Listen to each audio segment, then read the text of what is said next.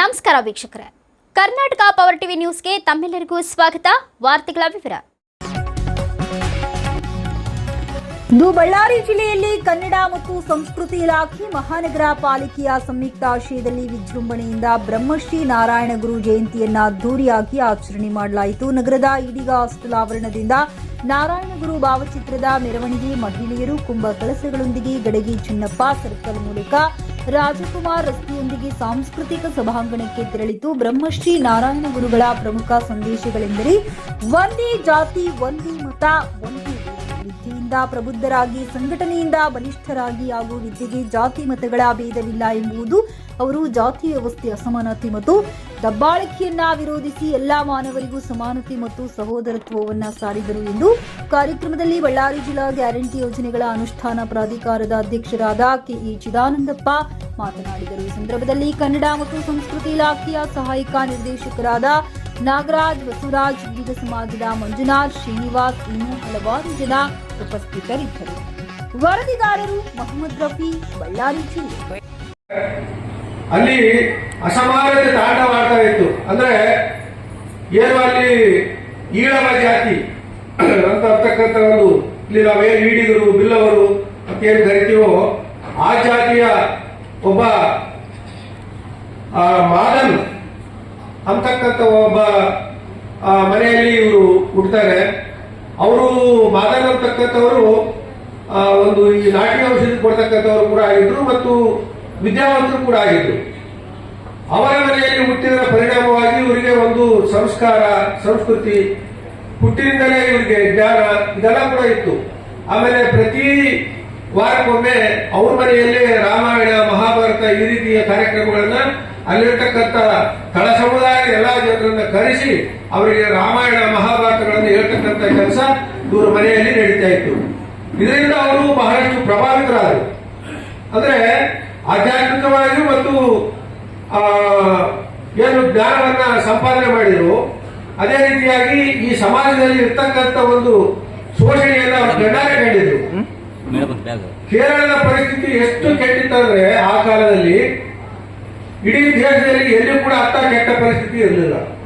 ಯಾಕಂದ್ರೆ ಅಲ್ಲಿ ನಂಬೂದರಿ ಅಂತಕ್ಕಂಥ ಒಂದು ಬ್ರಾಹ್ಮಣ ಸಮುದಾಯದ ಜನ ಇಡೀ ಏನು ತಳ ಸಮುದಾಯದ ಜನ ಈಡಿಗರಾಗಿರ್ಬೋದು, ದಲಿತರಾಗಿರ್ಬೋದು, ಇತರ ಹಿಂದುಳಿದ ಜಾತಿಗಳು, ಉಪ್ಪಾರು ಮತ್ತು ಬೋವಿಗಳು, ಗೊಲ್ಲರು ಈ ರೀತಿಯಾಗಿರ್ತಕ್ಕಂಥ ಅಥವಾ ಗಂಗಾ ಮತಸ್ಥರು ಯಾವುದೇ ಜಾತಿಯಾಗಿರ್ಬೋದು ಅವರೆಲ್ಲರನ್ನೂ ಕೂಡ ಅಸ್ಪೃಶ್ಯರನ್ನಾಗಿ ಕೊಡ್ತಾ ಇದ್ರು. ಬೇರೆ ರಾಜ್ಯಗಳಲ್ಲಿ ಹೆಂಗಿತ್ತಂದ್ರೆ ಅಸ್ಪೃಶ್ಯರು ಅಂದ್ರೆ ಎಸ್ ಟಿ ಮಾತ್ರ ಅಸ್ಪೃಶ್ಯರು. ಆದ್ರೆ ಕೇರಳದಲ್ಲಿ ಎಲ್ಲ ಹಿಂದುಳಿದ ಜಾತಿಗಳನ್ನ ಮುಟ್ಟಿಸ್ಕೊಳ್ತಿದ್ದಿಲ್ಲ. ಅಂದ್ರೆ ದೇವಸ್ಥಾನಗಳಿಗೆ ಬಿಟ್ಕೊಳ್ತಿದ್ದಿಲ್ಲ. ಇನ್ನೂ ಎಂತ ಕೆಟ್ಟ ಪದ್ಧತಿ ಇತ್ತಂದ್ರೆ ಅಲ್ಲಿ ಯಾರು ಕೂಡ ಶೂದ್ರರು, ಏನು ಹೆಣ್ಮಕ್ಳು ಸೀರೆ ಉಟ್ಕೊಂಡಿರ್ತಾರೆ, ಆದ್ರೆ ಮೇಲೆ ಕುಪ್ಸ ಉಟ್ಕೊಳ್ಳಂಗಿಲ್ಲ. ಅವರ ಸೀರೆ ಸೆರಗನ್ನ ಅಡ್ಡ ಹಾಕೊಂಡಿರ್ಬೇಕು. ಆದ್ರೆ ಆ ಬ್ರಾಹ್ಮಣರು ಬಂದಂತ ಸಂದರ್ಭದಲ್ಲಿ ಅವರಿಗೆ ಗೌರವ ಸೂಚಕವಾಗಿ ಹೆಂಗ ನಮ್ಮ ಇಲ್ಲಿ ಗಂಡ್ಮಕ್ಳು ತಮ್ಮ ಟವಲ್ ತೆಗೆದು ದೊಡ್ಡ ಗೆಳೆಯರ ಮುಂದೆ ಈ ತರ ಬಗ್ಗಿ ನಿಂತಿರ್ತಾರೋ ಅದೇ ತರ ಹೆಣ್ಮಕ್ಳು ಬಗ್ಗಿ ನಿಂತ್ಕೊಂಡು ನಮಸ್ಕಾರ ಮಾಡ್ತಕ್ಕಂಥ ಒಂದು ಕೆಟ್ಟ ಪದ್ಧತಿ ಇತ್ತು. ನಾನು ಹೇಳಬಾರದು. ಅವರು ಹೆಣ್ಮಕ್ಳು ಆ ಒಂದು ಬ್ರಾಹ್ಮಣರಿಗೆ ಬಂದಂತ ಬ್ರಾಹ್ಮಣರಿಗೆ ತಮ್ಮ ಶರಣನ್ನು ಸರಿಸಿ ಗೌರವ ಕೊಡ್ತಕ್ಕಂಥ ಕೆಟ್ಟ ಪದ್ಧತಿ ಅಲ್ಲಿತ್ತು. ಇದರಿಂದ ಜನ ರೋಷ ಹೋಗಿದ್ರು. ಆದ್ರೆ ಅವರು ಬಹಳ ದೊಡ್ಡ ಜಮೀನ್ದಾರರಾಗಿದ್ರು. ಏನು ಬ್ರಾಹ್ಮಣರಿದ್ರಲ್ಲ, ದೊಡ್ಡ ದೊಡ್ಡ ಜಮೀನ್ದಾರ, ಅವ್ರ ಜಮೀನುಗಳಲ್ಲಿ ಇವರು ಕೆಲಸ ಮಾಡ್ತಕ್ಕಂಥವ್ರು. ಅವ್ರ ವಿರುದ್ಧ ಮಾತಾಡ್ತಕ್ಕಂಥ ಚೈತನ್ಯ ಯಾರಿಗೂ ಇರಲಿಲ್ಲ. ಅದ್ರ ಜೊತೆಗೆ ನಮ್ಮ ಜನಗಳಲ್ಲಿ ಅಜ್ಞಾನ, ಏನು ಶೂದ್ರರು ಅಸ್ಪೃಶ್ಯರಿದ್ರಲ್ಲ ಅವರಿಗೆ ಅಜ್ಞಾನ ಎಷ್ಟು ಮಟ್ಟಿಗೆ ಇತ್ತಂದ್ರೆ ಅವ್ರು ಮಾಡದೇ ಇರೋದು ಕರೆಕ್ಟ್ ಆಗೋ ರೀತಿಯಲ್ಲಿ ಇತ್ತು. ನಾವು ಹುಟ್ಟಿರೋದು ನಮ್ಮ ಕರ್ಮ, ಕೆಳಜಾತಿಯಲ್ಲಿ ನಾವು ಹುಟ್ಟಿದೀವಿ, ನಮ್ಮ ಕರ್ಮ. ಅವರು ದೊಡ್ಡ ಜಾತಿಯಲ್ಲಿ, ದೇವರ ಜಾತಿಯಲ್ಲಿ ಅವ್ರು ಹುಟ್ಟಿದ್ದಾರೆ. ಹಾಗಾಗಿ ಅವರು ಆ ರೀತಿ ಮಾಡೋದು ಅವ್ರ ಧರ್ಮ ಅನ್ನೋ ರೀತಿಯಲ್ಲಿ ಇವರು ಕೂಡ ವರ್ತನೆ ಮಾಡ್ತಾ ಇದ್ರು. ಆದ್ರೆ ಇವೆರಡನ್ನೂ ಸರಿ ಮಾಡ್ತಕ್ಕಂಥ ಶಕ್ತಿ ಯಾವ ರೀತಿ ನಾವು ಇವ್ರನ್ನ ಸರಿ ಮಾಡ್ಬೇಕಂತ ಹೇಳಿ ಈ ನಾರಾಯಣ ಗುರುಗಳು ಆಲೋಚನೆ ಮಾಡ್ತಾರೆ. ಇವರು ಮೊದಲು ಸಂಸ್ಕೃತವನ್ನು ಕಲಿತಾರೆ. ಸಂಸ್ಕೃತ ಕಲಿತು ವೇದ, ಉಪನಿಷತ್ತು ಎಲ್ಲವನ್ನು ಕೂಡ ಮೈಗೂಡಿಸ್ಕೊಳ್ತಾರೆ. ಆಗ ಅವರು ವೇದ ಉಪನಿಷತ್ತುಗಳಲ್ಲಿ ತಿಳಿದ ನಂತರ ಜನರಿಗೆ ಕರೆದು ಹೇಳ್ತಾರೆ, ವೇದ ಉಪನಿಷತ್ತುಗಳಲ್ಲಿ ಜಾತಿ ಭೇದ ಇಲ್ಲ, ಗಂಡು ಹೆಣ್ಣು ಅಂತಕ್ಕಂಥ ಭೇದ ಇಲ್ಲ. ಈ ಭೂಮಿ ಮೇಲೆ ಇರ್ಬೇಕಾಗಿರೋದು ಒಂದೇ ಜಾತಿ, ಒಂದೇ ಮತ, ಒಂದೇ ದೇವರು ಅಂತಂದೇಳಿ ಅವರು ಇಡೀ ಏನು ವೇದ ಉಪನಿಷತ್ತುಗಳ ಸಾರವನ್ನ ಜನರಿಗೆ ಹೇಳಿದ್ರು. ಆಗ ಜನರಿಗೆ ಸ್ವಲ್ಪ ತಿಳುವಳಿಕೆ ಬಂತು. ಆದ್ರೆ ಮೇಲ್ಜಾತಿಯವರು ಇವ್ರನ್ನ ಒಪ್ಕೊಳ್ಬೇಕಲ್ಲ, ಒಪ್ಕೊಳ್ಳಿಲ್ಲ. ನಮ್ಮ ದೇವಸ್ಥಾನಗಳಿಗೆ ನಿಮ್ಮನ್ನು ಬಿಟ್ಕೊಳ್ಳೋದಿಲ್ಲ ಅಂತಂದ್ರು. ಆಗ ಏನ್ ಮಾಡಿದ್ರು ಇವರು? ತಾವೇ ದೇವಸ್ಥಾನಗಳನ್ನು ನಿರ್ಮಾಣ ಮಾಡಿದ್ರು. ಕೇರಳದಲ್ಲಿ 60ರಿಂದ 70 ದೇವಸ್ಥಾನಗಳನ್ನು ಇವರು ನಿರ್ಮಾಣ ಮಾಡಿದ್ರು. ಅಲ್ಲಿ ಹೆಂಗಿತ್ತಂತ ಪರಿಸ್ಥಿತಿ, ಯಾರು ಕೂಡ ಶೂದ್ರರು ಅಂದ್ರೆ ನಾರಾಯಣ ಗುರುಗಳು ಕೇವಲ ಒಂದು ಜಾತಿಗೆ ಸೀಮಿತ ಆದವರಲ್ಲ, ಒಂದು ಜಾತಿ ಮಾತ್ರ ಉದ್ಧಾರ ಮಾಡಲಿಲ್ಲ. ಇಡೀ ಕೇರಳದ ಎಲ್ಲ ದಮನಿತ ಶೋಷಿತ ಸಮುದಾಯಗಳನ್ನ ಉದ್ಧಾರ ಮಾಡಿದ್ರು. ಹಾಗಾಗಿ ಅವ್ರನ್ನ ಇಡೀ ಕೇರಳದಲ್ಲಿ ಅವ್ರನ್ನ ದೇವರಂತ ಹೇಳಿ ಪೂಜೆ ಮಾಡ್ತಾರೆ. ಕೇವಲ ಒಂದು ಜಾತಿಗೆ ಸೀಮಿತ ಆದವರಲ್ಲ, ಅವ್ರು ಹುಟ್ಟಿದ ಮಾತ್ರ ಈಡಿಗೆ ಜಾತಿ ಇದೆ. ಆದ್ರೆ ಸುಧಾರಣೆ ಮಾಡಿದ್ದು ಇಡೀ ಹಣ ಸಮುದಾಯದ ಎಲ್ಲ ಜನರನ್ನ, ಅಸ್ಪೃಶ್ಯರನ್ನ ಒಂದುಗೂಡಿಸಿ ಅವ್ರು ಏನ್ ಮಾಡಿದ್ರು, ನಿಮಗೆ ಅವ್ರ ದೇವಸ್ಥಾನದಲ್ಲಿ ಬಿಡ್ತಾ ಇಲ್ಲ, ಆಯ್ತು ಅವ್ರು ಬಿಡದೇ ಇದ್ರೆ ಏನಾಯ್ತು, ನೀವೇ ದೇವಸ್ಥಾನ ಕಟ್ರಿ. ಆದ್ರೆ ಆ ಕಾಲದಲ್ಲಿ ದೇವಸ್ಥಾನವನ್ನ ಕಟ್ಟೋರು ಸುಲಭ, ಆದ್ರೆ ಆ ದೇವಸ್ಥಾನದಲ್ಲಿ ಒಂದು ಪ್ರಾಣ ಪ್ರತಿಷ್ಠಾಪನೆ ಮಾಡ್ತಕ್ಕಂಥ ಕೆಲಸ ಯಾರು ಮಾಡ್ತಾರೆ ನೋಡೋಣ ಅಂತಂದು ಹೇಳಿ ಆ ಎಲ್ಲ ಏನ್ ನಂಬೂದರಿ ಬ್ರಾಹ್ಮಣರಿದ್ರಲ್ಲ ಅವ್ರು ಕಾಯ್ತಾ ಇದ್ರು. ಇವ್ರು ಹೆಂಗ ಪ್ರತಿಷ್ಠಾಪನೆ ಮಾಡ್ತಾರೆ ದೇವರನ್ನ ಅಂತ ಕಾಯ್ತಾ ಇದ್ರು. ಆಗ ಏನ್ ಮಾಡಿದ್ರು, ಯಾರು ಮುಂದೆ ಬರಲಿಲ್ಲ. ಆಗ ನಾರಾಯಣ ಗುರುಗಳು, ನಾನು ಸಂಸ್ಕೃತವನ್ನ ಎಲ್ಲ ವಿದ್ಯೆಗಳನ್ನ ನಾನೇ ಕಲ್ತಿದ್ದೀನಿ, ನಾನೇ ಅವರಷ್ಟು ವಿದ್ಯಾವಂತನಿದ್ದೀನಿ, ಆದ್ರಿಂದ ನಾನೇ ಪ್ರತಿಷ್ಠಾಪನೆ ಮಾಡಿದೆ ಅಂತ ಹೇಳಿ ಈಶ್ವರ ದೇವರ ಒಂದು ದೇವಸ್ಥಾನವನ್ನ ಪ್ರಪ್ರಥಮವಾಗಿ ಆ ಶಿವಗಿರಿ ಅಂತಕ್ಕಂಥ ಜಾಗದಲ್ಲಿ ಆ ಒಂದು ಶಿವನ ದೇವಸ್ಥಾನವನ್ನು ಉದ್ಘಾಟನೆ ಆ ಪ್ರಾಣ ಪ್ರತಿಷ್ಠಾಪನೆ ಕಾರ್ಯಕ್ರಮವನ್ನ ಮಾಡ್ತಾರೆ.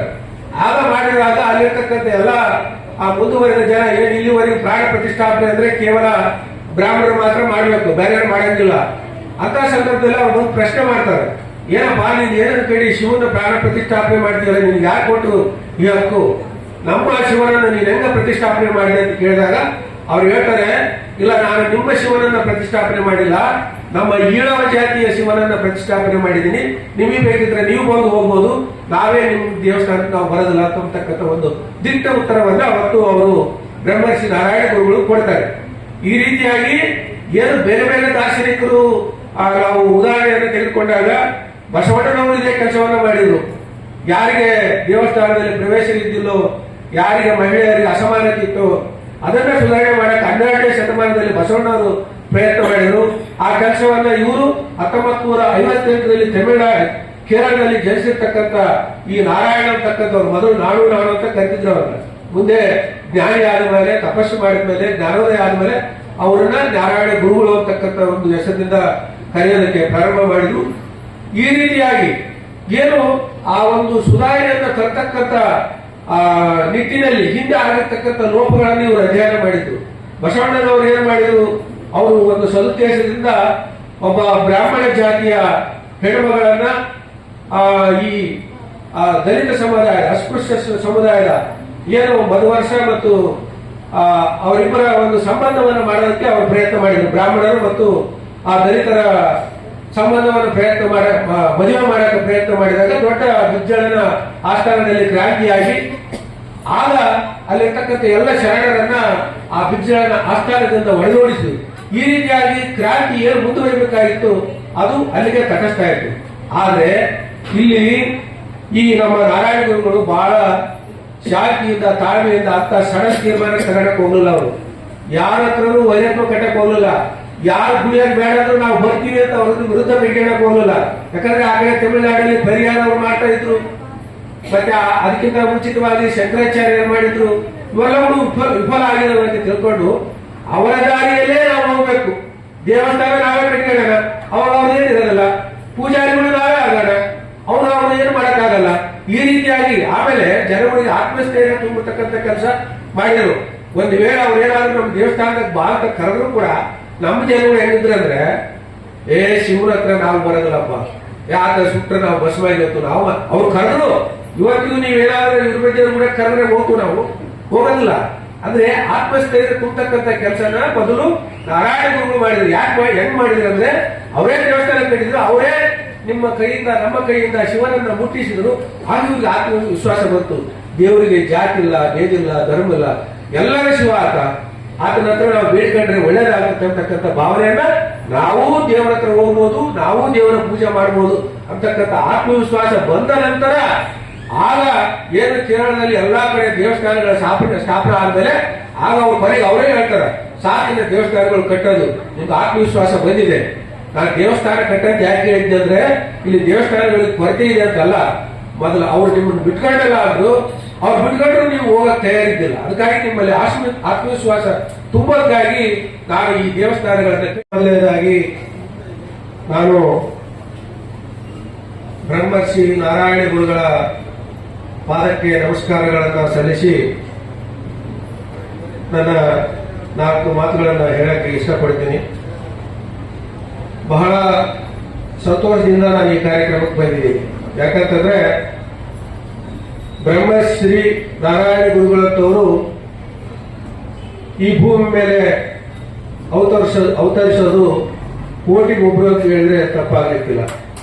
ಯಾಕಂದ್ರೆ ಇವರನ್ನ ಕೇರಳದ ಬಸವಣ್ಣ ಅಥವಾ ಕರಾವಳಿಯ ಬಸವಣ್ಣ ಅಂತ ಕೂಡ ಕರೀತಾರೆ.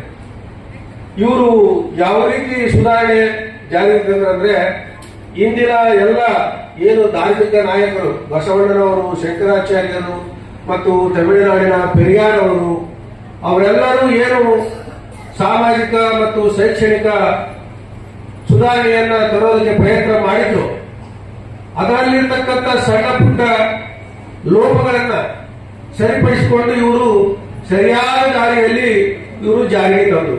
ಇವರು ಹುಟ್ಟಿದ್ದು ಕೇರಳದಲ್ಲಿ ಮತ್ತು ಇವರು ಕಾರ್ಯಕ್ಷೇತ್ರ ಕೂಡ ಹೆಚ್ಚಿನ ಭಾಗ ಕೇರಳದಲ್ಲಿತ್ತು ಮತ್ತು ನಮ್ಮ ಕರಾವಳಿ ಭಾಗ ಅಂದ್ರೆ ಇವತ್ತಿನ ದಕ್ಷಿಣ ಕನ್ನಡ, ಉತ್ತರ ಕನ್ನಡ, ಉಡುಪಿ, ಕನ್ನಡ ಮತ್ತು ಸಂಸ್ಕೃತಿ ಇಲಾಖೆ, ಮಹಾನಗರ ಪಾಲಿಕೆ ಬಳ್ಳಾರಿ ಇವರ ಸಂಯುಕ್ತ ಆಶ್ರಯದಲ್ಲಿ ಇವತ್ತು ಬ್ರಹ್ಮಶ್ರೀ ನಾರಾಯಣ ಗುರೂಜಿಯವರ ಒಂದು ಜಯಂತಿಯನ್ನ ಬಹಳ ಅದ್ದೂರಿಯಿಂದ ಮತ್ತು ಶ್ರದ್ಧಾಭಕ್ತಿಯಿಂದ ನಾವೆಲ್ಲರೂ ಕೂಡ ಆಚರಣೆ ಮಾಡ್ತಾ ಇದ್ದೀವಿ. ಈ ಕಾರ್ಯಕ್ರಮದಲ್ಲಿ ಉಪಸ್ಥಿತರಿರತಕ್ಕಂಥ ಈ ಕನ್ನಡ ಮತ್ತು ಸಂಸ್ಕೃತಿ ಇಲಾಖೆಯ ಸಹಾಯಕ ನಿರ್ದೇಶಕರಾಗಿರ್ತಕ್ಕಂಥ ನಾಗರಾಜ್ ಸರ್ ಅವರೇ, ಅದೇ ರೀತಿಯಾಗಿ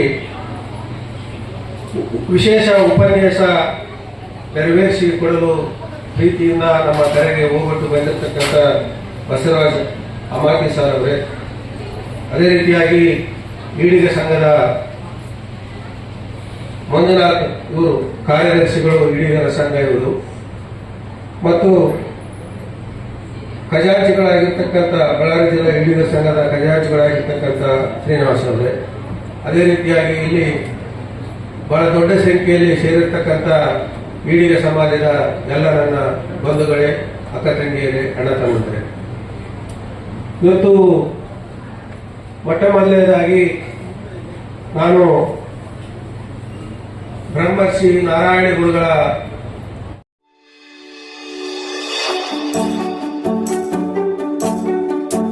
ನೀವಿನ್ನು ನಮ್ಮ ಚಾನೆಲ್ಗೆ ಸಬ್ಸ್ಕ್ರೈಬ್ ಮಾಡಿಲ್ಲವೇ? ಹಾಗಿದ್ರೆ ತಡಬೇಕೆ? ಹಿಂದೆ ಸಬ್ಸ್ಕ್ರೈಬ್ ಮಾಡಿ, ಬೆಲ್ ಐಕಾನ್ ಪ್ರೆಸ್ ಮಾಡಿ, ಶೇರ್ ಮಾಡಿ, ಕಮೆಂಟ್ ಮಾಡಿ.